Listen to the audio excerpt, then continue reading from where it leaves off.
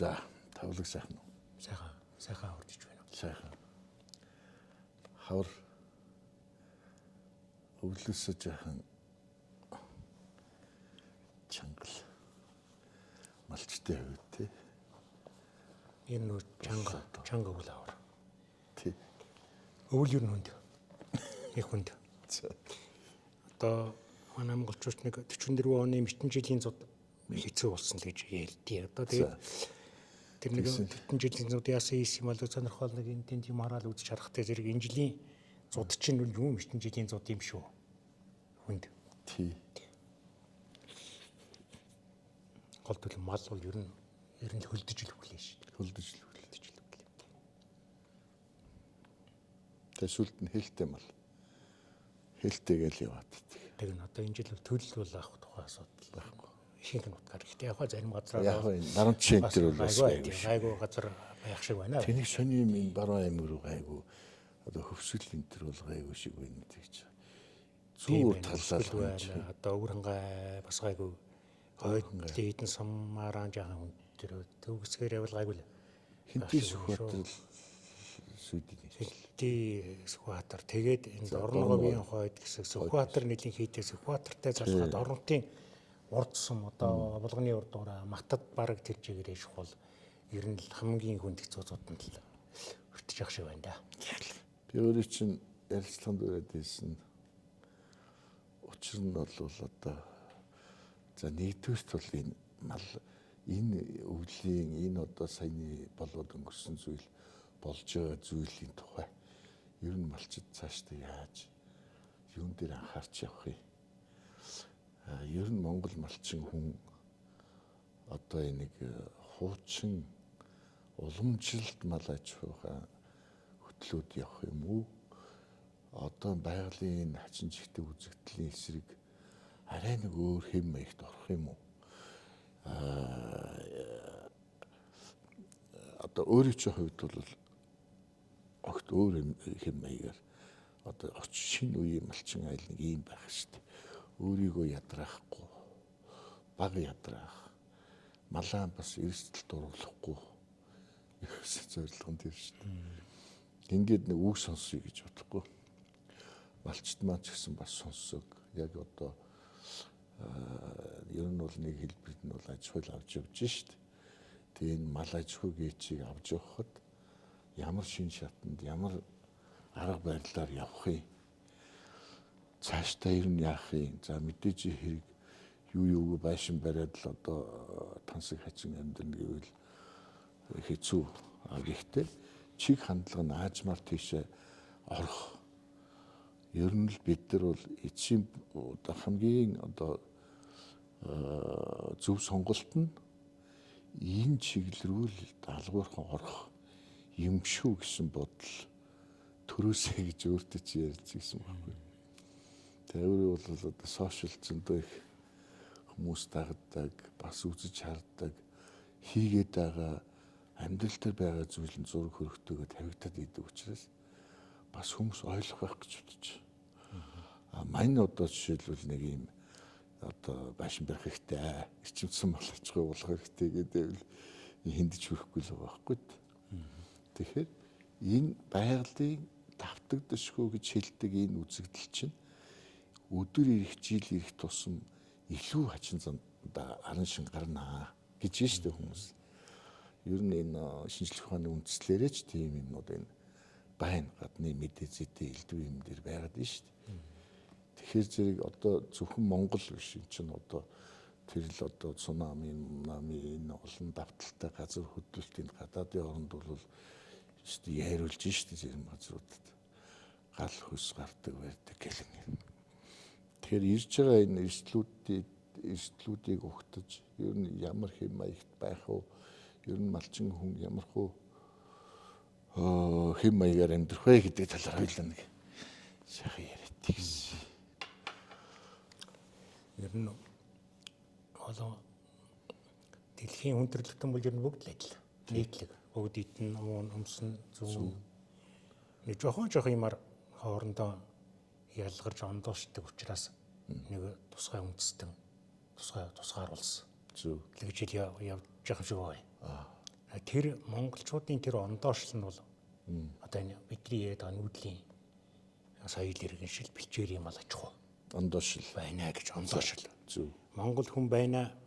Монгол улс гэж байна л гэж байгаа бол одоо энэ нүүдлийн соёл иргэншил бэлчээр юм аж ахуйгаа өнөөгийн одоо цаг үед тохируулж яаж авч явах юм бэ гэдэг төрийн бодлого нь л маш тодорхой байна. Зөв. Ёстой.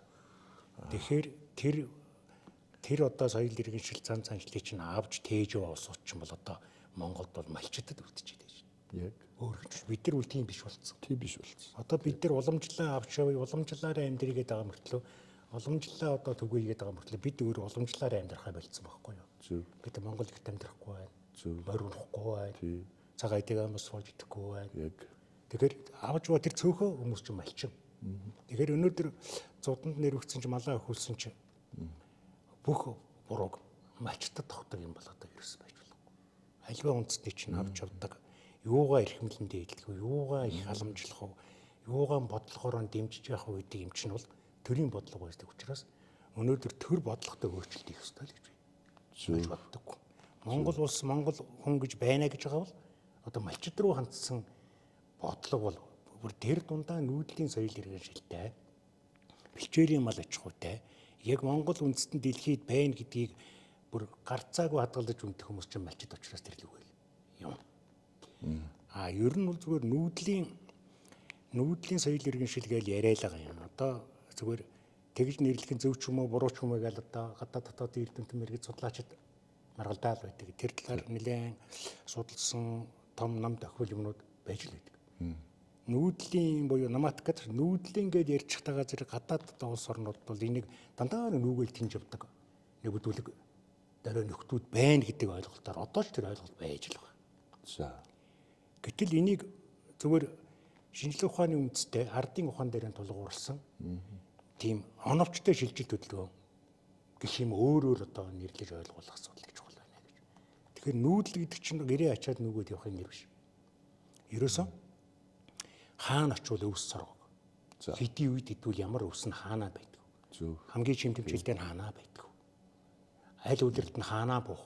Нутгаа яаж сэлэх вэ гэх мэтчлэнгээр том шинжлэх ухаан, ардын ухаан гэдэг чинь өөр том шинжлэх ухаан шүү дээ. Ийм их тодорхой бодлого олон жилийн турш нотлогдсон юм байдаг учраас нэр томьёогоо хүртэл бид одоо зөв хэрэглэх юм уу, буруу хэрэглэх юм уу гэдэг асуудлаас л энэ Монголын мал аж ахуй малчт руу хандсан бодлого тодорхойлогдох ёстой л доо. Тэгээ тийм учраас одоо хамгийн сүүлд нэг нүүдэлхийн ёс мөхгүй зүйлийн нэртэй энэ Англи, Америкийн хоёр том эрдэмтний хийсэн том судалгаа байна. Их том ном бий. Манай дээр 2006 онд орчуулагдсан. Тэрэн дээр бол ер нь их том судалгаа хийгдсэн. Тэр нь юу гэхээр Төв Азийн чэйшин дээр нүүдэлтэй мал бэлчээрийн мал аж ахуй нүүдлийн соёл иргэншлийг хадгалаа явж байгаа тэр том үндэстнийг л нэлэнхүйд нь л одоо судлах л тийм судалгааны бүтээл. Тэр өөрөө. Тэгтэл энэ нүүдэлчин ард түмч одоогоор бол 3 улсад багтчихад байна шүү дээ. Хятад нэг хэсэг нь байна. Оросд нэг хэсэг нь монголчууд. Яг үндсэн соёл иргэншийг хамгаалах гал хамгаалж авч үзэх гэж ядаж байгаа нь одоо монголчууд. Бид нэр л байна. Тэгэхээр энэ мал аж ахуйг малчтыг цааш нь авч явахын ихтэй зэрэг энэ төр засгийн бодлого манай эрдэмтэн мэргэд судлаачд бол эхлээд энэ рүүгээ л хандах хэрэгтэй юм билээ л дээ. Тэр суурьшмал соёл иргэншилийн нөлөөнд орцсон, тэнд очиод тариалагдсан, иргэн болцсон энэ монголчууд чинь яг яаж амьдраад байгаа юм. Яг тэр нүүдлийн мал аж ахуйн соёл иргэншлийг хадгалж чадчих юм чадахгүй юм уу? Эсвэл тэр нь устдаад өгөө болоод байна уу? Бид тэндээс ямар сургамж авах хэрэгтэй юм? Яах хэрэгтэй юм гэдгийг эхлээд бид өөрөө одоо судлаад дүгнэлт гаргуул гаргах цаг болчихлоо шүү дээ. Манайхан бол яг явдаг, тэгээ өвөр монголоор явдаг, орсоор явдаг, орсын наадсаа бүрээдүүдаараа явдаг. Тэгтээ малан том байна, ашигтай байна, муухай өмдөө өгч байна, янзын амьдарч байна гэдэг байгаа болохоос биш.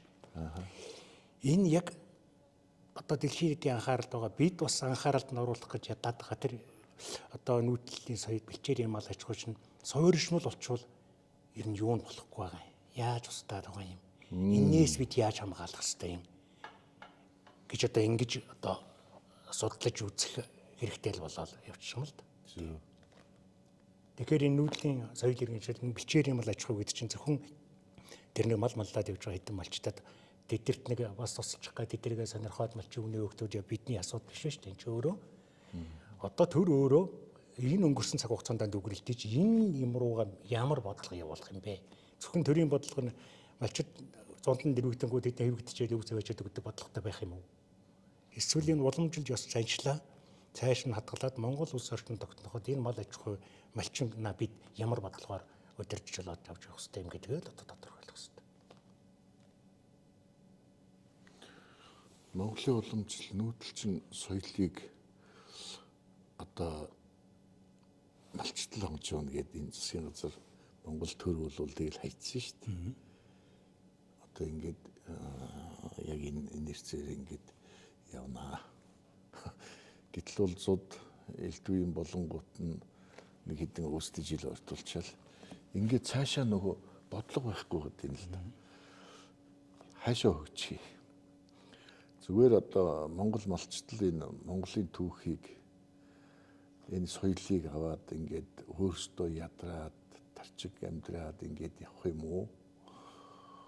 Хууль дүрм гаргаад санхүү мөнгөний шийдээд улам гоё хөгжүүлээд тэр нүүдлийн магадгүй жинхэнэ одоо гоё нүүдлийн тэр ахуй нь бас байна уугүй юу?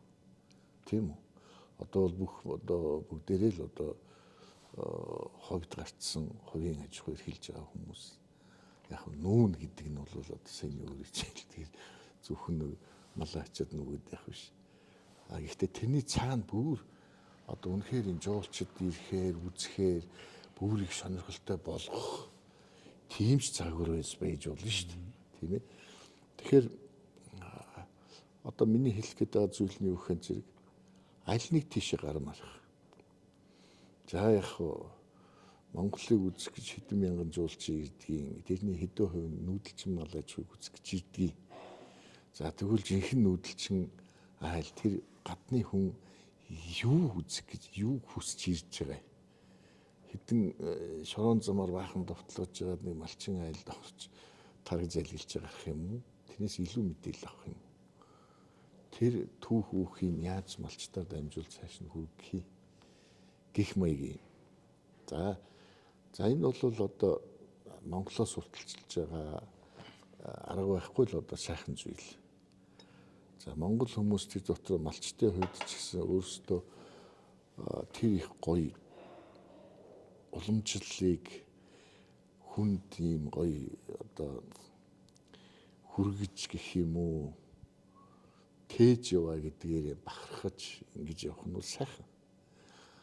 Гэтэл бол цаана одоо өөр монголууд хэд чинь одоо энэ жинхэнэ Монгол зан заншлаа бол олмол хөгжүүлээд нь шүү дээ.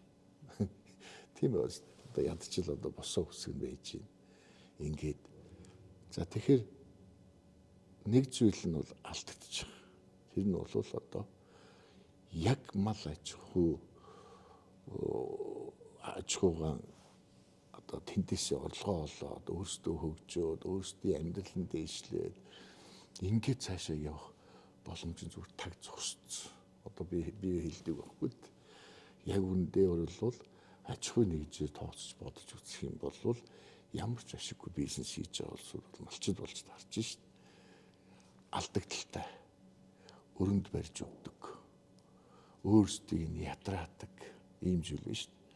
Үнэхээр одоо шуутхан одоо хэлэхэд малчид маань яг үүндээ зуны хэдхэн сарал нэг нуруунд тэнийж нэг өстой нэг тэр нэг хэдхэн сард нэг жахан сайхан таваараа жаргаж байна. Тэгэхээр өвөл болдгоороо болно. Хавар болдгоороо болно. Энэ тарчиг цагт малчин хүний амьдралын хэв маяг нь ямар байдал руу орсон байх вэ гэхээр зэрэг дулаахан байшин. За малын дулаахан одоо битүү савнд ингэж амьдрал санагдаж байгаа байхгүй. За энийг ярихын зэрэг л одоо төр засаг хэрэгтэй. Энийг дэмжлэг хэрэгтэй, санхүү хэрэгтэй. Мэдээж хэрэг одооны явж байгаа хэрэгжилж байгаа одоо бизнесийн зээл 20-24% хүүтэй одоо тийч одоо ломбардны хүүтэй зээлэр 500 ямаатай малтай малчин айл бол амьдрахгүй шүү дээ. Тэнийг одоо төлөхийн одоо тооцооч одоо боломжгүй зүйл. Хэдэн мянган малтай айл бол яг одоо урт хоноход ингэ явж байгаа байхгүй. Тэр төр зэсэг юуд дээр анхаарах вэ гэхин зэрэг ерөөсөө л урт хугацааны хүүгүү зээл буюу хоршоонуудыг байгуулж хамтарлууд бий болгож ингэж холбож. Гэхдээ Монгол хүний арын шин тэр их хоорондоо хамтраад хоршоолоод явах чадхаагүй юу гэдэг бас гарч иж байгаа байхгүй. Тэгэхээр зэрэг энд холбогч хэрэгтэй болж таарч байгаа. Холбогч байхгүй бол тэр санхүүжилтийг яаж өгөх вэ? Өөрөх бүр үйлдвэрлэгч гээд явах юм уу? Яг болно. Үйлдвэрлэгч болоход бол жишээлбэл жижиг одоо маш хямдхан тэр техник юмнууд бол энэ урд хүршид байж лээ.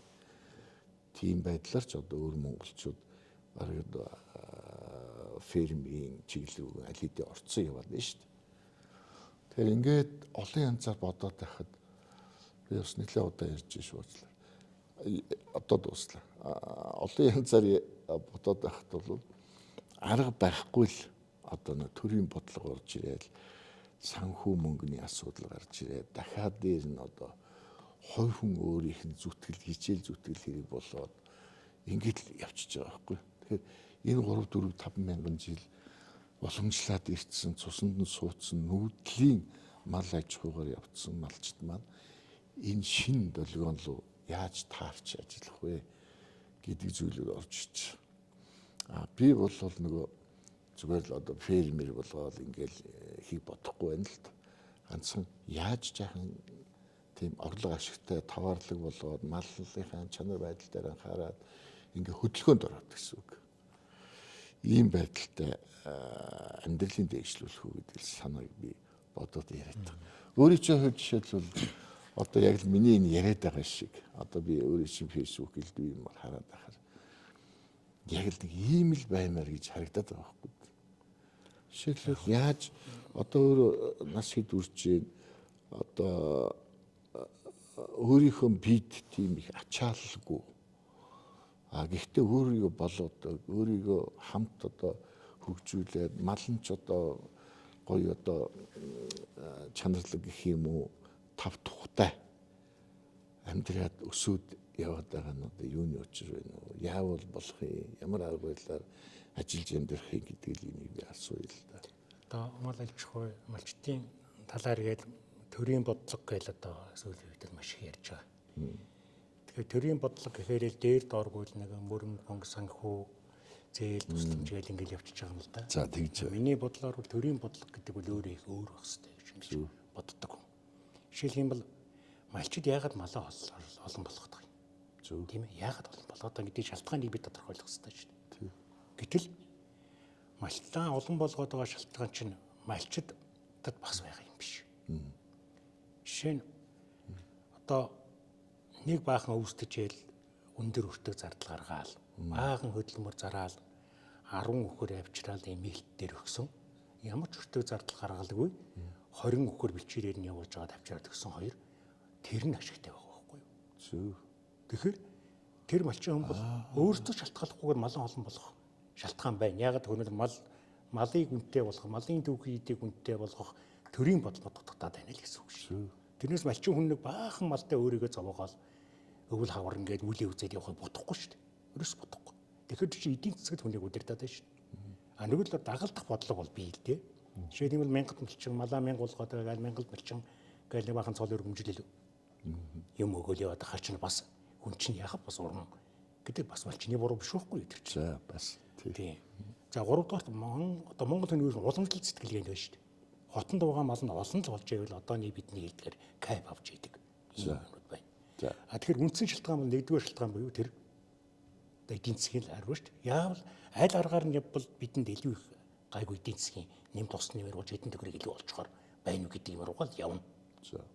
Тэгвэл зэрэг энэ дээр чинь одоо нөгөө арь ширийн махын ингээл үнэтэй болох төрийн бодлого юмнууд ч өөрөө аяанд энэ чинь төр энэ өв уламжлал соёл эдийн засаг гэдгийг чинь бол төрийн дүүрэг юм байгаа юм шиг бодлогоор нь жолооддог. Тийм. Тэгэхээр энэ дээр бол энийг бол нэг төрийн бодлого гэж хэлээд байх жишээ нь. Хоёрдугаар бэлчээрээс үүдлээд байна, малаа олон болоод байна. Энэ малаас чинь болж бэлчээрээс үүдээд байна гэл ингээл яриад бас л нөгөө малчтад буруу яваад байгаа. Тэгэхээр энэ бэлчээрээс үүдээс яг уг шалтгаан нь юу юм гэдгийг тэр өөрөө судалж бодлогоо тодорхойлох хэрэгтэй шүү. Жишээлх юм бол одоо Чингис хааны үеэс ч тэр бид нар ярих тухтай Чингис хааны үе гээл те. Тэрнээс хойш Богдхан засгийн үе гээл одоо тэр төвшөөт хаан Цэрэн дөрж морж тэр байсан хүмүүсийг чинь ном бүтээлээ унших гэсэн нэг л үг гэсэн байна шүү. Энэ нүүдлийн соёл иргэн шил энэ мал аж ахуй үр ашигтай хамгийн сайн байх Монгол хүний амжиргаа авч явахын үндсийн үндэс нь бол өргөн дэлгэр бэлчээр нутаг юм аа гэж. За. Тэгээ өргөн дэлгэр бэлчээр нутгаа юу гэж ойлгож ирсэн гэхдээ зэрэг манай төрийн бодлого бол тэр үед бас мундаг байсан байна гэж. Яг үгээр бид бол одоо энэ Монголын газар нутгийг 360 хэдэн сум болгоод хуваацсан. За. Тэр сумын малчтад өргөн удан газар нутаг гэж байхгүй. Тэр сумдаа л байна. Тэгэхээр тэр одоо сэлгэх, нүүдлэх, бэлчээрийн зохистой ажиллах, ашиглах юм бол ерөөс байхгүй болчихсон шүү дээ. Тэр засаг захиргааныхаа нэгж хуваарлалтаар төрийн бодлогоор тэрийг байхгүй болгоо хийж байгаа байхгүй. Гэтэл тэр Богдхан засгийн үе гэж бид нар мэдэн шүү дээ. Дөрвөн одоо аймагтай байсан Түшээд хаан, Сайн аян хаан, Эцэн хаан гэдэг. Тэр аймагуудын газар нутгийн хуваарлт ямар байсан гэхээр Монгол орны газар нутгийг ингээд босоод ингэлгээр дөрөв хуваацсан. За. Тэр аймагт ч говьнч байна, хаангаанч байна, тааланч байна. Мал нь төр бодлогоор зөв зохицуулаад гэх юм бол хаашаач нүүдэлтэй цэлгээд явчих газар нутаг байна. Энэ л өөрөө одоо төрийн бодлого шүү дээ. Төрийн л бодлого байхгүй. Жишээлбэл өвөл одоо хан богд сумд дулаан байдаг учраас тэр сум маш тодорхойлдог дулаан байдаг газар хангай малчтчаад өвлжиж мөр шүү дээ. Өвс сайхан ургадаг хангайдаа 100 намарт малаа хоторлоод дараалуулчаад буцаад мөчмөр шүү дээ. Тэгтээ зэрэг тэхгүй. Нэг сумын нутаг руу нөгөө сумын малчид орох ирэх байхгүй. Тэгэхдээ нэг сумын нутгийн тэр чигээрээ говьл байж байгаа. Зүлэл байж байгаа яах юм. Тэгэхээр өнөхөр бэлчээр нутгийн хамгаалын энэ одоо мал аж ахуйн бодлого жинхэнэ Монгол хүн шиг үдирдэнж болоод их юм бол бас л нөгөө төрийн бодлого хэрэгтэй байхгүй. Тэр газар нутгийг зүй зохистой хуваарлах энэ миний малчид хийхгүй шүү. Төрөл хийн шүү. Гэтэл бид олон балтай учраас бэлчээс үүдээд нэг бодолтой хөтлөгдөөд өөр шалтгааныг олж харахаа болцсон. Төрөн ч олж харахаа болцсон. Тэгэхээр миний яриад байгаа төрийн бодлого гэдэг бол өөрөө ийм углуургаар нь л авч үзэж шийддэг асуудал болохоос биш.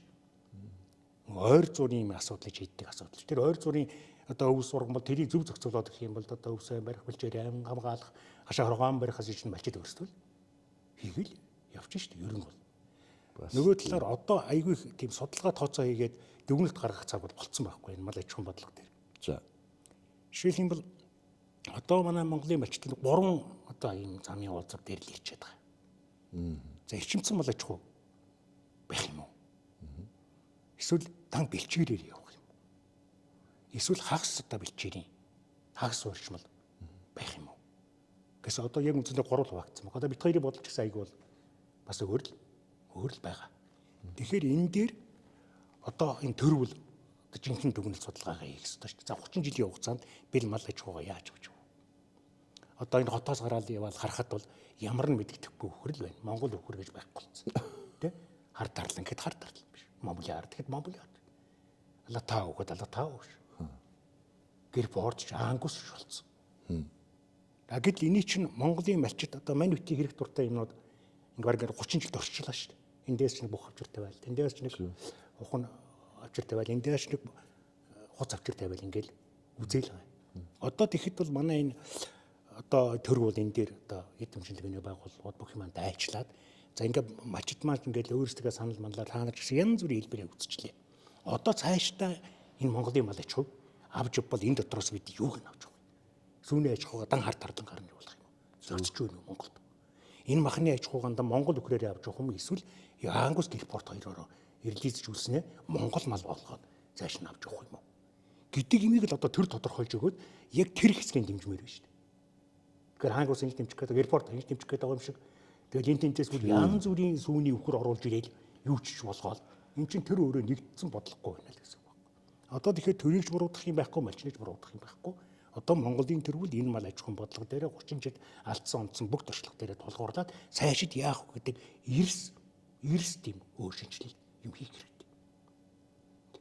Тэгэл юм болохоор малчт буруу гэж. Одоо юм арь ширний үйл дээр арь шир үнэгүй байна. Хэл одоо бид яриад байгаа шүү дээ. Тэгэхэд одоо малчтад бас буруу гэдэг юм. Та нар одоо малаа угаахгүй шавж хорхоод орилоод арьчин цоороод одоо юм Тэрнээс болоод дэлгөөгөө тэгнээс болоод наад чи үнгүй болчиход байна. Та нар Үнгүй ята дээ. малаа ингээ сайхан хуулахтаа хүртэл арьж ширийн нисгээд байна гэдэргээд. Зөв. Гэхдээ тэгтэл энэ Монголд 70 гаруй арьж ширийн үйлдвэр байна. За. Одоо бүр Улаанбаатар хотод байна. Тэгээ баахан арьж шир угаагаад туулгад бохирдуулаад байна. Эмээлт рүү гаргаад байна гэж яриад. Гэхдээ тэр дараа 70 гаруй арьж ширний үйлдвэр чи юу боловсруулаад гол ус бохирдуулаад байгаа юм. Тийм ээ? Тийм бай. Тийм биз? Тийм. Тэгэхээр манай энэ мал аж ахуйн бодлого бүтээгдэхүүнийг үнэгүй байлгах дээр бүр бий бол хардах хэрэгтэй юм. Гадны нөлөө л яваад байгаа. Гадны нөлөө л яваад байгаа. Тэр ямар нэгэн шалтгаанаар мачтад буруу өгөөл махан ч ноосон ч арьсан ч үнгүй л байж ивэл Зөв. тэдэнд хэрэгтэй. Тэгэл арьж ширний үйлдвэрүүд яагаад өөрсдийг нь түүх шийдийг бэлдэж байгаа малчтаа хамгаалахгүй байна? Яагаад тийм санаачлах гаргахгүй байна те? Хоо санаачлах гаргыг бол амархан шүү дээ. Энэ арьж ширний үйлдвэрүүд хотын дөрвөн захад нэг арьж шир хүлээж авдаг цэгийн байгуулаад ангилж ялгаал аваад эхэлдэг. Хамгийн сайнны өцөсөөгүй хороод идүүлээгүй арьж чинь ийм үнээр авна. Өндөр үнээр авна. Мууг нь бол бага үнээр авах хамаагүй. Ингэх юм бол арьж өөрөө чанарч нь тийм ээ үндэсний үйлдвэрүүд чинь хамгийн мундаг бүтээгдэхүүн үйлдвэрлэж байна. Манай энэ арьж ширний үйлдвэрийн мэрэгчлэн янз бүрийн хүмүүс яриад байгаа шүү дээ. Жишээлх юм бол одоо бидний дээр үйдэх үн төрийгээд Итали гутлагт чинь одоо 1 сая адууны ширээр 3 хос худалтай гэдэг нэг хос худлыг бол $1000 баггүйгээр зардаг гэдэг. Тэгвэл 3 хос худалтайгээд $3000 зархад нэг адууны арьс хэд болж байгаа юм. Яг ажиллах хүч технологи дээрвийн зардал бүх юм ордог юм байна. Тэгэхээр нэг адууны арьсыг бараг 300,000 авахд болохоор л байгаа үстэй тий. Тийм байна. Тэгтэл манай Монголын малчид өөрсдөө гар харахаар боловсруулаад 5,000 төгрөгийн үнэтэй болсон үхрийн ширийг 500,000 төгрөгийн бүтээгдэхүүн болоод хийгээж чадчихжээ. Одоо бүр байж ховдод хийж байна. Тий. Тэгэхээр энэ дээр ч одоо бас нэг төрлийн бодлого хэрэгтэй байгаа байхгүй. Яагаад гадны тий чинь нөгөө одоо хэлдгээр тороолоо нөгөө пиар нь яваад байгаа шүү. Монголын арьс хэрэггүйгээл хаюулаад үнэгүй болгочоод өстөл. Одоо имэйлтээр би өдөр бүх ингэ наачиж явдаг хүн. Тэр өхөр хадууны ширшин зүгээр машинаар л ачиж байгаа шүү. Тийм. Гэхдээ далаад үйлдвэр байгаа юм. Гэхдээ талан үйлдвэр байна. Одоо бүр тоо батлагатай төрийн гаргасан өөрийнх нь. Одоо эднийг имэйлт рүү гаргав. Үнийн навс унгаал. Үнийн жил зориудаар ингэж навшингаал хог болгож байгаа л хямдхан аваад урагш нь гаргадаг. Хэвийн хангалттай. Та нар ингэж унуулаад хямдхан аваарай гэж урдаас мөнгө орж ирэл. Нөгөөх нь хийдэг. Нөгөө үйлдвэрүүд чинь та нар ингээд нэг доллар болоод байж вэ гэл ингээд байж идэг. Ийм бодлого явж байгаа үгүйсгүй энэ зүгээр арьж ширэн дээр биш. Махан дээр ч явж байгаа. Монголын одоо эдийн засгийн үндэс болсон энэ бүх бүтээгдэхүүн дээр явж байгаа. Хятад одоо хятад өөр ч улс орнуудаас бас байна. Байгаа явж байгаа. Тэгэхээр малчид муудаа Монголын мал үнгүй дээ биш. Энийг үнгүй байж өөртөө их ашиглах болох гэсэн манай болон хүний гар хөл болсон ийм л нөхдүүдийн бодлого шүү дээ. Монголын мал аж ахуйд ийм л бодлого явж байгаа байхгүй яг үндэ бол. Тэр төр өстэй юу ч хийхгүй. Юу ч хийхгүй байгаа байхгүй. Бараг тэр нь тэрэн дээр оролцоод яваад байгаа байхгүй. Орцсон. Хэрвээ арьс ширэн үнэтэй, мал нь махан үнэтэй ингээд явал манай малчд бол уламжлалаараа явсан ч болж илээ.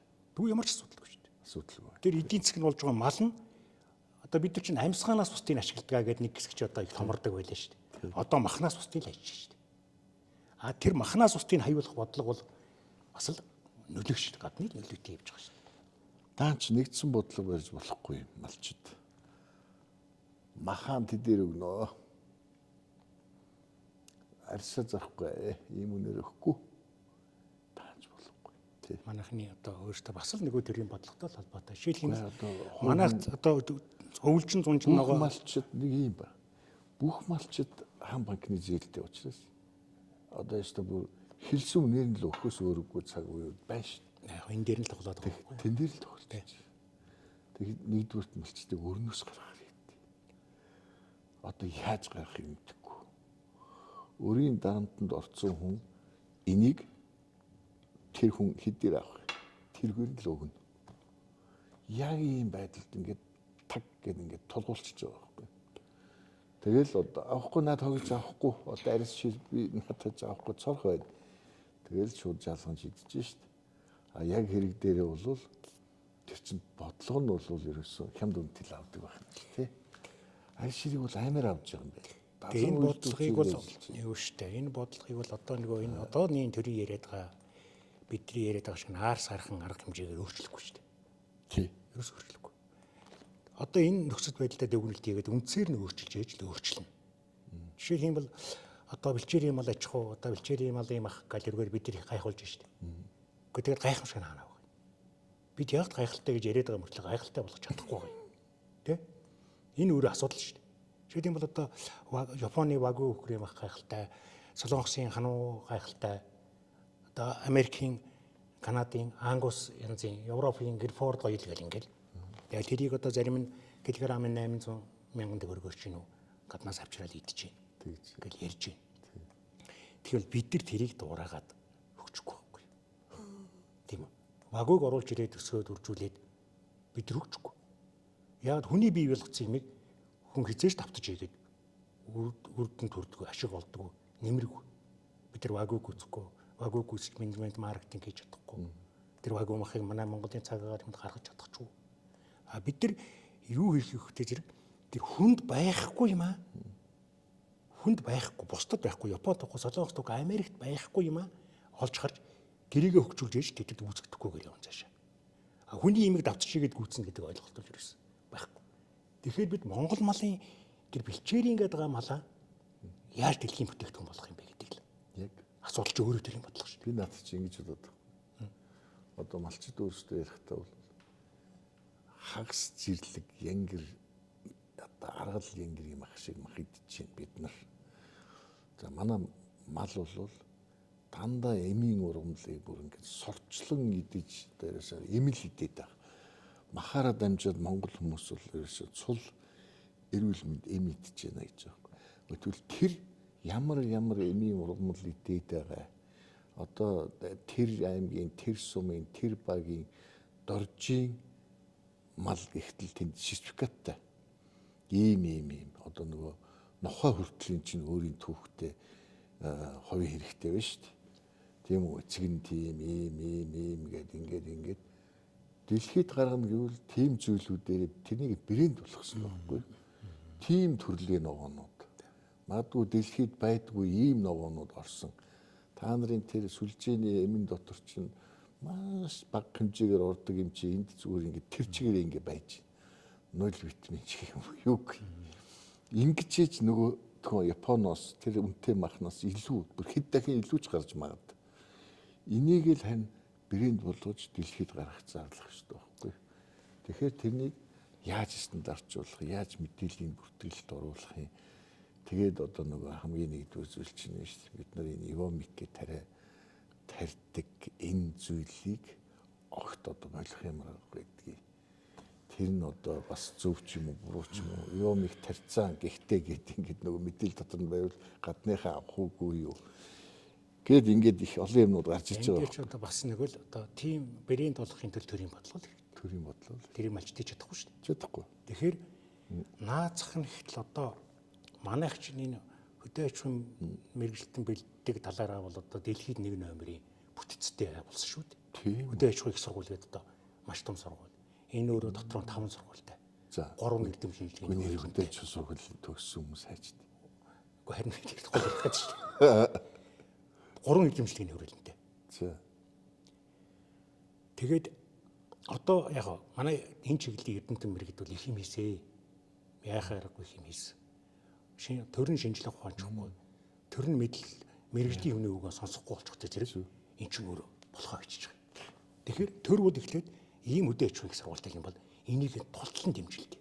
Яг тултлан дэмжиж. Тэр 10 хэдэн мянган оюутан сурах юм бол нэг гэсэн 10 хэдэн мянган оюутан эсвэл сургаж ирсэн шүү дээ хөдөө аж ахуйн сургууль.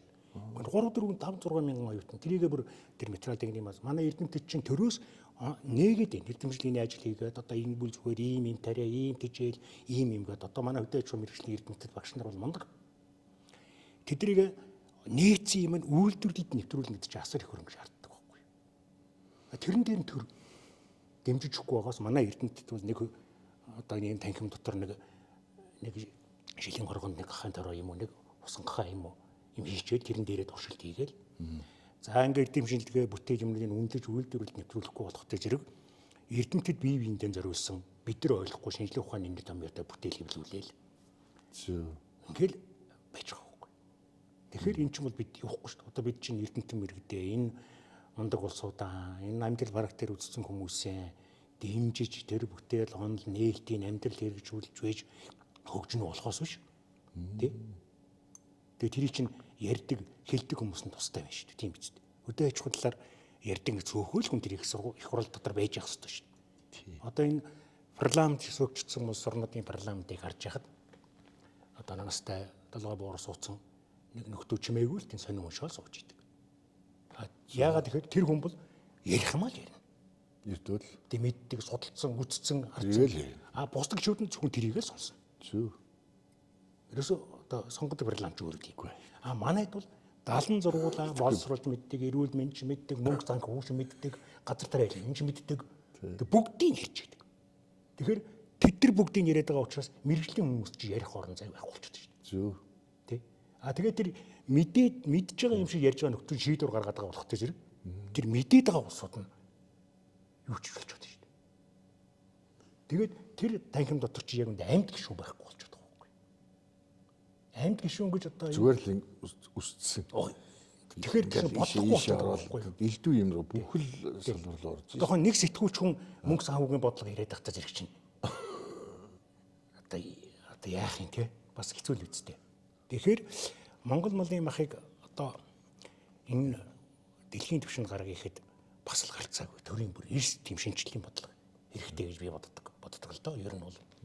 Тэхийн тулд яах юм гээд ядаж бид нар вагу ханууг Монгол малын махтайгаа харьцуулаад одоо судалгаа хийсэн байх хэрэгтэй шүү дээ. Вагу ханууны ийм ил шин чанар шимтэж илүү юм байна.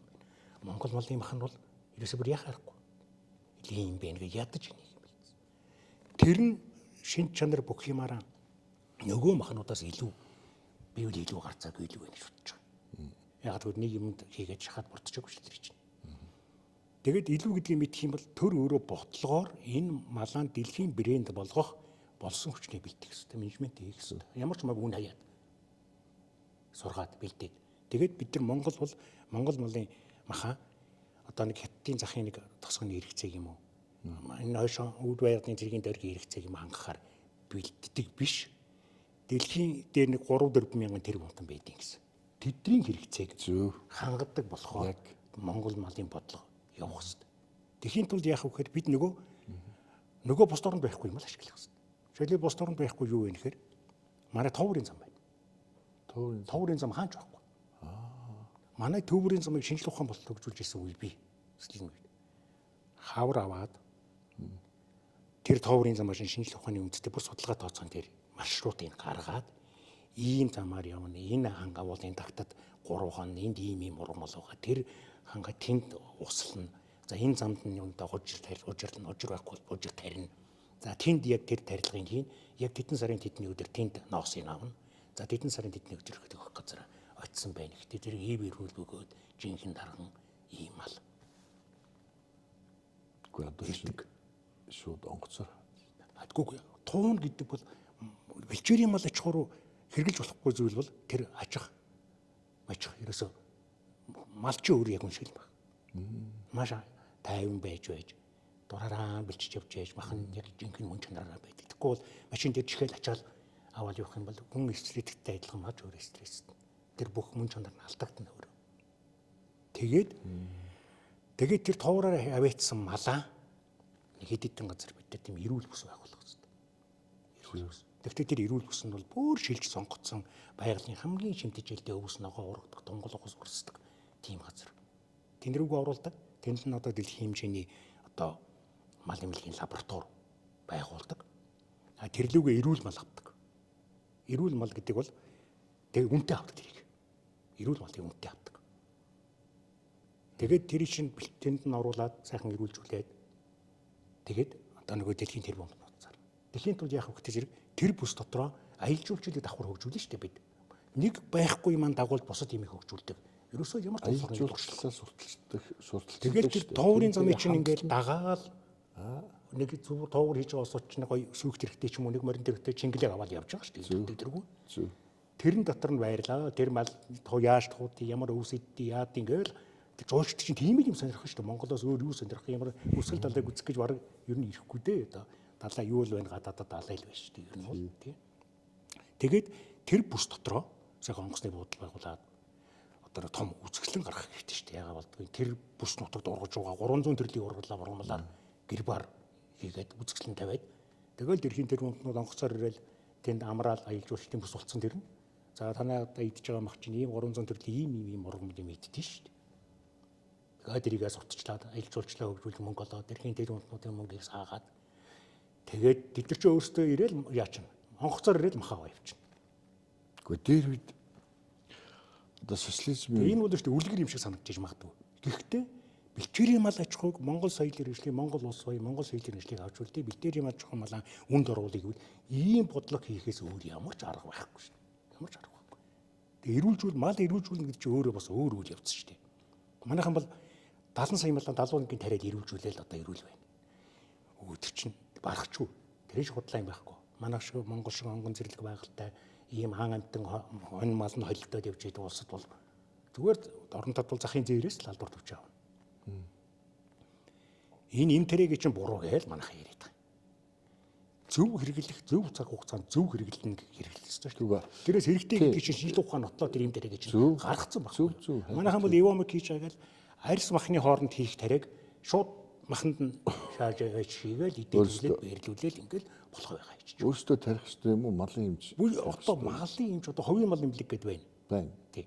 Одоо тэр үржлийн халб гэдэг 3-4 хүнтэй сум бүхэнд байна. Энд чинь малын эрүүл авах үржил цэлэгц чанар юмыг хангаж идэг бүхэл бүтэн бүтцийг Монгол мал гэдэг хөтөлбөрөөр хийгээд өгсөн. Тэр Монгол мал гэдэг хөтөлбөрийг боловсруулах ажлын хэсгийн орлогч дараагаар би өөрөө ажиллаж батлуулсан. Баггүй юу? Тэр Монгол мал хөтөлбөрийг боловсруулсан тэр үеийн манай яамны мэрэгчлэнүүд эрдэмтэн мэрэгт бол үнэхээр мундаг судалгаа хийсэн. Маш их ажилласан. Манайд бол зүгээр яг тэр лөө их хурл руу барьж оруулж батлуулах өөрөө гүйцэтгэв. А бидний нэг олууршаа тал нь юу гэхээр тэр эрдэмтэн мэрэгтэйгээ боловсруулсан тэр хөтөлбөрийг уншаад их л мэдчихэл авч байгаа байхгүй аа ингэх юм байна. А ийм байна. Тэрийг мэдэх тусмаа тэр танхимд гаргаж байгаа бидний шийдвэр зөв байх болно шүү дээ. Ер нь бол мэрэгжлийн хүмүүсийн үгийг сонсно гэдэг өөрөө л тэр. Тэгэхээр ийм төвшөнд малыг аваачиж бид дэлхийн зах зээлд Монгол малын бичээрийн үнцнийг ойлгуулна. Тэгэхээр тэр 3,000 тэр үнэтэй ажиллаж идэг том менежерүүдийг л бид бэлтгэх хэрэгтэй шүү дээ. Тийм ээ. Тэр Монгол малын байхыг эдгээсээр аргагүй голтонтой нөхдүүдтэй ажиллаж идэг ч гэдэг. Би бол эм тариаг бол байх ёстой гэсэн чинь байлгүй яах. Байсаар л ирсэн. А гэхдээ нэг зүйл аа. Тэр эвомикийг одоо үзээд дадж байгаа юм биш. Хамгийн гол нь за бид нар бол аптекаас өөрсдөө зориулж им авах тэр хувь хүний бидний асуудал өөртөө зориулж уух гэж байгаа амрууга хийх гэж байгаа имийг чанар байдал нь энэ одоо нөгөө жинхэнэ үү хөлгөө гэдгийг ядаж нэг өөрсдөө яагаад ингэж сонголтоо хийчихэн штэ. А гэтэл бол урдаас ирж одоо би урдаас гэж онцолж ш. Урдаас ирж байгаа. За яхаа ер нь одоо хаана гаднаас орж ирж байгаа мал зориулсан эм тариаг ямар хяналтын дор хийж гинэ үү? Яаж одоо тэр чанар байдлыг шалгаж баталгаажуулж энэ бол одоо дэлхийн стандарт юм аа. Малын биед бол одоо 3 цаг болоод гэдэм үү 3 сар болоод арилгах ёстой, цэвэр болгох ёстой. Мах ямар нэгэн хор авахгүй. Цаашаа явсараад энэ малын махыг хүн идэхэд ямар нэгэн одоо хавдар мавдар элдвийн өвчин тусахгүй гэсэн тийм зүйлүүдийг яаж шалгаж, яаж цензуур тавьж байна. Одоо сая өөрөө хэлж шít. Ингэж тарих ёстой юм ингэж тариад байна гэд. Тэгэхээр тэр тарианы байрлалаас хамаарат малын бие тархсан тэр эм тариа малын биес гарахтаа магадгүй хугацаанд гарч чадахгүй байж болно шүү. Гэгчээний нарийн мал гэдэг бол эцсийн бүлэгт явсараад хүний эрүүл мэндтэй холбоотой. Хамгийн чухал зүйл гэхгүй. Одоо монголчуудыг юу яая гэвэл зүгээр л нэг одоо хачин тариа мал руу явуулах нь шүү. Гэж бас нэг зүйл нь одоо социализмын үед бол гулууцууд дээр ийм тамга дарддаг байсан. Одоо чанарын маягийн нэгдүгээр зэрэг юм. Хоёрдугаар зэрэг санаж байгаа зү тий. Тэгдэг байсан шүү дээ. Одоо мал бэлтгэлийн үегээл өвлч нөгөө бой хийгээд нядалгаа болгох чинь гулуузуудыг маш гоё хийн, гараараа хийн. Тэгэд ийм чанарын тэмдэг дарддаг. Зэрэг дарддаг байсан байхгүй. Тэрэн шиг бид нар яг гадагшаа гаргах юм бол тэр баячууд өгөх юм бол яг шинэ үеийн одоо бүх төрлийн стандарт хангасан тэр одоо би хэлээд байна шүү дээ. тэр идээд байгаа тэр ногоо могоо эмийн ургамал энэ тэр чинь бүр одоо бүр юм гоё каталогтой.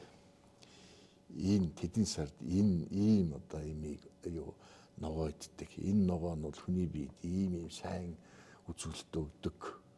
Тэгээд тэр каталог дагалдсан тийм юм. Тэгээд энэ QR код мод уншаал нөгөө махан дээр. Тэр махан дээр уншихад л нөгөө тамга шиг уншихад л бүх тэр махны түүхэн гарч идэг л байж тэр баян хүмүүс сэжиггүй авж идэх шүү гэжтэй үн дүрнэ гэсэн. Энэ бас өөрөө тэгэл бас л төрийн бодлого шүү дээ. Бас л төрийн. Яагаад тэгэхээр манайх одоо биокомбинат гэж бодох юм энэ бэлтгэлийн малын энэ бэлтгэлийн үйлдвэртэй байсан. Энийг одоо босгож авахгүйж гадаад хөрөнгөөр бол татаж энэ малын эмчилтийг юмтайгаа өөрсдөө вакцины хийдэг болох гэж болгох гээл одоо өчнөө олон жил болж байна шүү дээ. Болгож чадахгүй л юм. Чадахгүй. Яагаад болохгүй байгаа юм? Яагаад гэдэг асуулт гарч ирж шүү дээ. Болохгүй байгаа шалтгаан бол бас л нөгөө гаднаас вакцина импортлж оруулж ирмээр. Тийм ээ? Тэр байтугай вакциныг зориуд мал өвчлүүлж байгаа вакцин оруулж ирж ийн гэдэг бүр хэрэг мэрэг хүртэл одоо нэгдэл ингээд явж байгаа шүү дээ. Тэр малын эм бэлтгэлийн одоо гадны 8-ыг Монголд байлгаж яхахын тулд Монголд өөрөө үйлдвэрлэдэг үйлдвэрлэлийг энэ ч өөрөө төрийн бодлого үстэй. Тэгэхэд хаврын 17 ажил гэж одоо байдаг байсан да социализмын үед одоо та мэдчихэж байгаа. Сэв хэлээ. Хаврын 17 ажил гэж мал ирүүлжүүлдэг ажил хөвүүлжүүлдэг. Би тэн чи явж тэгэхээр ямар ч малыг шинжлэх ухааны үндэстэй цаг хугацаанд нь тарьдаг нийлүүдийг төрийн хяналт өөрөө яагаад байхгүй байна. Бас байхгүй. Тийм ээ? Байхгүй төрийн хяналт байхгүй. Тэгэхээр ч бас малчтын буруу биш байхгүй юу? Тий. Малчт чинь тэрийг төрн тэрийг хяндаг гаднаас вакцины оруулж ирдэг. Заавал үндэснийхээ үйлдвэрлэлээр үйлдвэрлэгчдэг тэрийг яг ингэж тарийн шүүгээ төрд ажиллаж байгаа тэр мэрэгжлийн хүмүүс нь малчтаа хяналт тавьдаг цаг хугацаанд нь хийлэгдэг.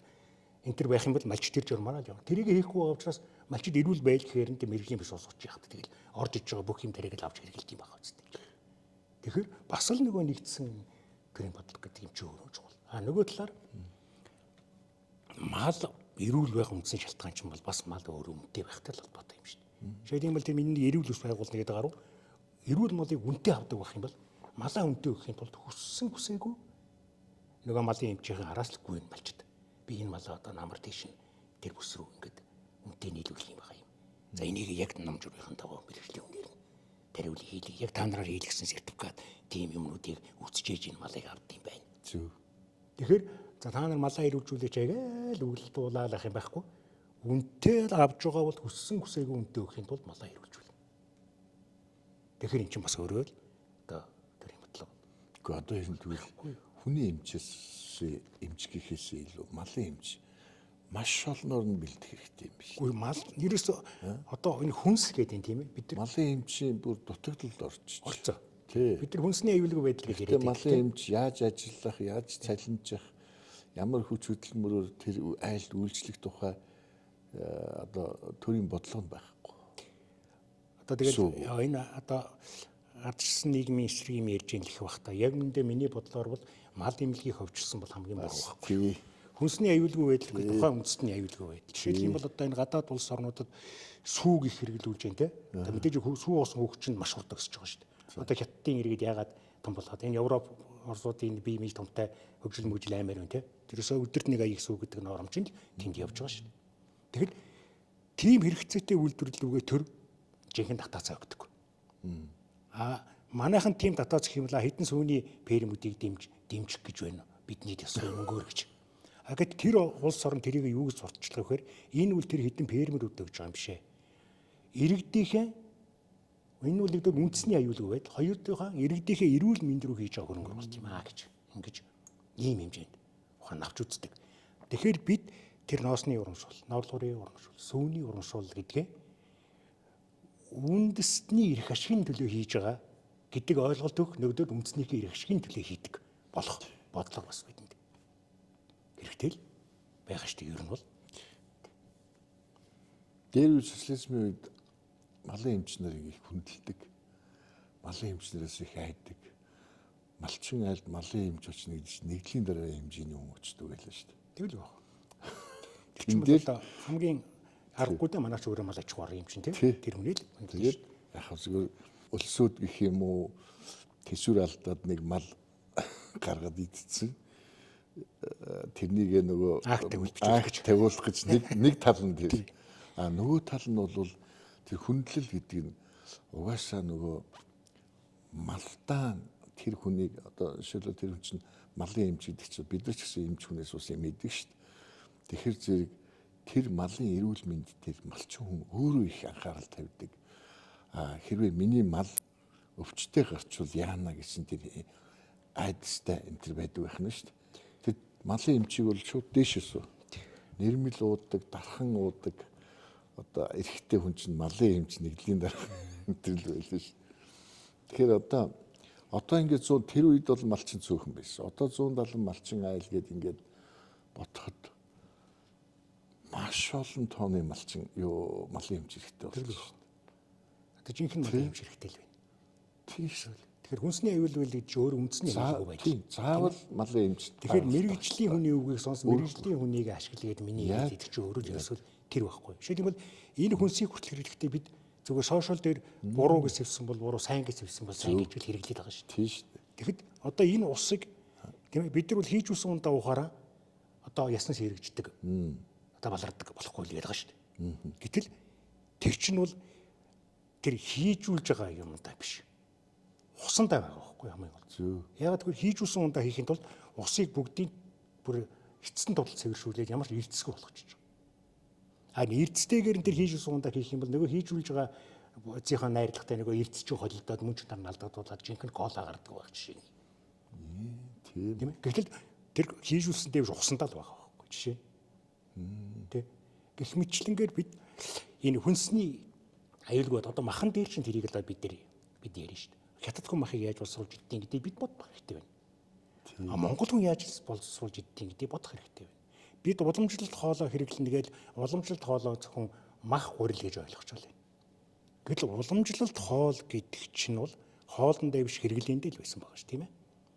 Одоо хэдийд нөхрийн махаа ид, хэдийд нанны махаа ид. За яг хэдийд надууны махаа ид. ямар үлдэл Зунд нь яагаад цагаа идэ юмаа ид. Тэрийг бид нар авалж уламжлалын тгийж амнаг болохоос биш өвөл зөнгөө уламжлалт хоолоо хэрэглэнэ гэж өвөл зөнгөө боодох гэж идэл ямар шалж идэх юм бол тэр чинь уламжлалт хоол биш. адууны мах Зүй зохистой Монгол хүний зүй зохистой хэрэглээний соёлыг л уламжлалт хоол гэдэг байгаа болохоос мах бүрлийг уламжлалт хоол гэдэг юм биш байхгүй ерөөсөө. өвөл өөх сайн иддэг. Өвөл адууны мах иддэг. 100 адууны мах. Тэр чинь бас өөр шинжлэх ухаан тий. Шинжлэх ухаан. Тэг шинжлэх ухаан байхгүй. Хачин Тэгээ уламжлалт хоолны соёл гэдэг чинь тэр болохоос ш одоо манай хүмүүсийн ойлгоод байгаа шиг мах бүрл хоёр л дэвшил тий ер нь бол. бас тий. Тий. Ойрын үед танад очив. Яг хоёлаа бол одоо яг л нөгөө мэдхэл ингээд ярьж байна л да. Гэхдээ хамгийн гайхалтай зүйл нь бол яг өөр чинь намаар ингээд нөгөө яг амьдрал дээр байгаа. За тэгээд урд нь одоо төр барилсж ирсэн хүний хувьд бас одоо туршлагатай хүний хувьд үг сонсоход бол одоо манай сонсож байгаа үзэж байгаа хүмүүс бол арай нэг маний ярдгээс арай өөрөөр хүлээж авч байгаа.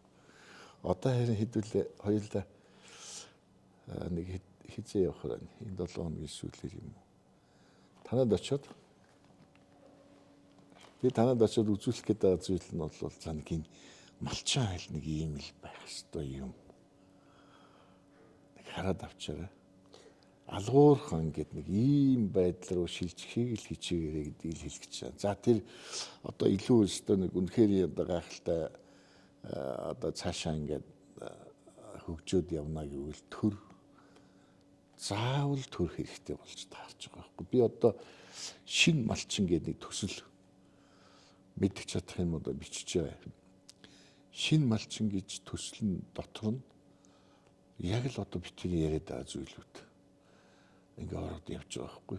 Тэгээд энэ дээр ингээ нэг өгүүлбэр бичвэл бараг төрийн тухай бичмээр. Нэг өгүүлбэр бичвэл төрийн тухай. Энэ өгүүлбэрийг төр хийн. Энэ төр хийн гэдэг ингээ яг ерөөсөө төр холбогдох болохгүй байхгүй. Тий. Бас нэг зүйл нь төрүүчийн тэр их сонирхолтой юм аа. 70 үйлдвэр байна гэдэг чинь тэгээд одоо бүр амар бодлоготой ажиллаж байна тий. Төр нь холилдсон. айгүй бол ч юмгүй холидно гэдэг чинь тэгэл тэд чинь хувьцаагийн эзэмшил ингээл хүүхаа гэж явж байгаа шүү дээ. Тэгээ эцсийн агуулгаар нь авч үзэхэд яаж тийм төрөөр одоо хууль гаргуулж одоо тэр эсрэг нөгөө нэхийнх нь үнийг өсгөхий гэд ингээ бодоход бүр гонигтай тий. энэ бол одоо энэ төр бодлого тодорхойлдог улсуудад л одоо их шүүлтүүртэй ханддаг байх хэрэгтэй гэж би бодоод байгаа. Манай иргэд бол жишээлбэл хүмүүс намайг за та яагаад улс төрөөс гараа явцсан гээл асуудаг байхгүй юу? Яг одоо л та байх шүү дээ. Түр өөрөө хэллээ шүү дээ. Би бол улс төрөөс яг тэр гараа явцсан. Одоо намайг сонгол Монгол төрөлтгүй юу? Одоо хэрэггүй. Тэр бол хэрэггүй асуудал. Яагаад гараа явцсан гэхээр би 8-аас 12 онд улсын их хурл сууж ирсэн. 12 онд яг мэдээж дахиад өрсөлдөж шүү дээ улс төрч чинь. Тэгээд одоо энэ боловчлон номтой үед тэдэрт би ялгцсан. Яг санхүүгийн чадвартай улсуудаа өрсөлдөж хэцүүлдэг юу? За тийм. Тэгээд яг нэг сонгуул дууссаны дараа сайтан мал дээр очиод хөвтчихээ.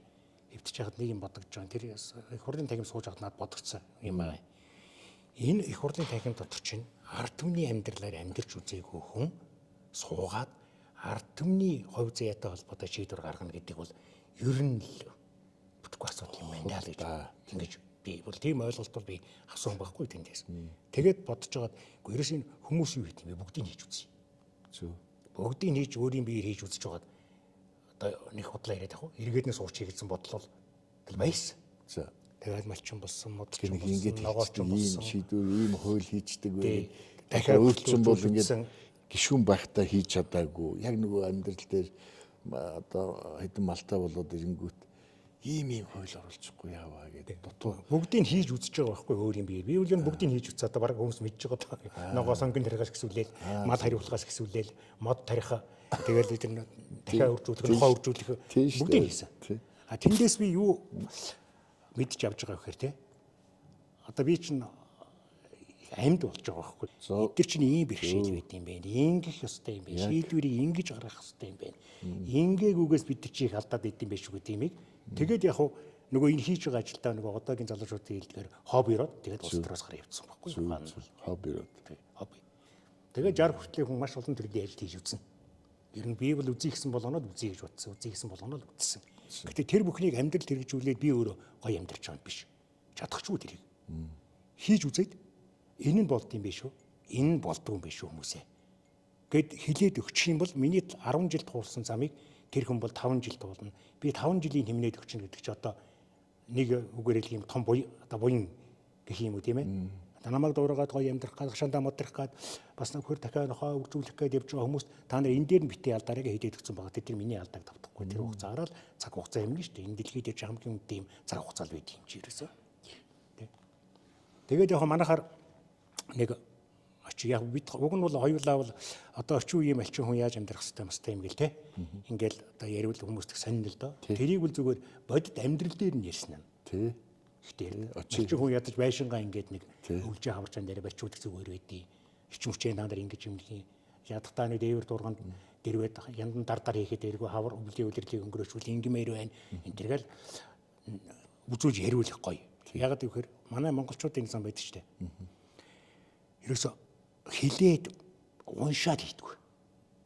Би бот дээр үзчихэд нэрээ болох юм байна гэдэг. Тийм учраас миний цаашдын зорилго бол ер нь одоо энэ цаг агаар хүндэрч байна, нөхцөл байдал өөрчлөгдөж байна. Бидээс хүссэн хүсээгүй, эдэн малчтамаас маар хүссэн хүсээгүй. Энэ цаг үед малчид яавал арай жоохон тагтай. Яавал эрсдэлгүй гэдэг эрсдэлгүй, ерөөсөө эрсдэлгүй. Яавал эрсдэлгүй. Энэ одоо үндсэн соёл болсон мал аж ахуйн цааш нь өөрийн нөхцөл тохиолдол авч явах вэ гэдгийг нэг ийм нэг одоо манайхан хуучин үед ярьдаг байсан загвар аж ахуйч гэдэг юм үү тийм. Загвар аж ахуй маягаар хийчээд үзүүлэх юмсан даал гэж ингэж л. Тэгэхээр зорилго нь тийм. Ойр үед очив. Өнөө маргаашгүй л явъя. Би түрүү өөрөө чи хэлсэн нэг юм дээр их хурлын гишүүн хүн болвол ерөөсөө одоо эдийн засгч хүн болвол эдийн засгийнхаа чиглэлээр л